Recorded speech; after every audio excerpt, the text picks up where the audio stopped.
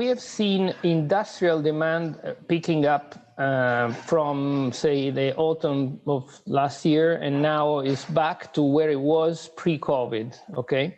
So from that front, it's okay. Clearly, home and domestic consumption is a little higher because people are still, in many ways, prevalently at home. What is weak is demand from commerce and all the, say, tourism activities, but that was a tiny slice of demand. So on the demand side, you can say we're back to normal. I would add that probably demand would outstrip the 2019 levels as soon as the vaccination programs start to dent the lockdown necessity. But from an industrial standpoint, we're back to normal. Yeah, and there was a process of liberalisation of the regulated aspect of the energy market in Italy that was underway effectively last year. Has that been knocked back at all by the crisis? Do you see that now picking up again under the new Prime Minister?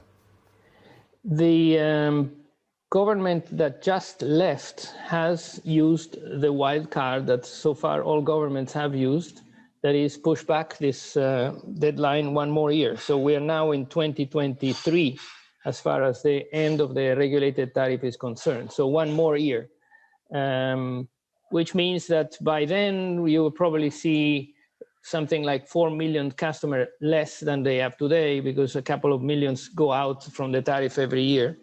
So the problem is, let's say, becoming smaller and smaller as time goes by, and I wouldn't exclude that, there would be probably another postponement in 2022 for 2024, stuff like that.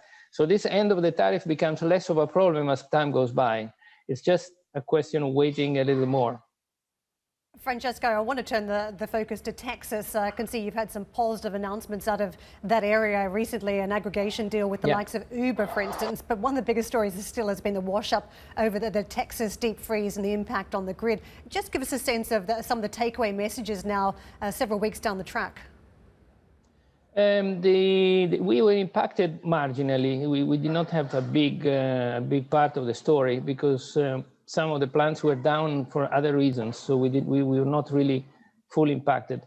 But definitely, I think now the issue is a big example of how electricity networks need to be redesigned and rethought, and a lot of investment need to go there to withstand extreme events that are no more, say, occasional, but start to become recurring. So I think it's a big lesson to regulators saying, guys, watch out, because you cannot rule on investment decisions of companies in the midst of this climate change tragedy.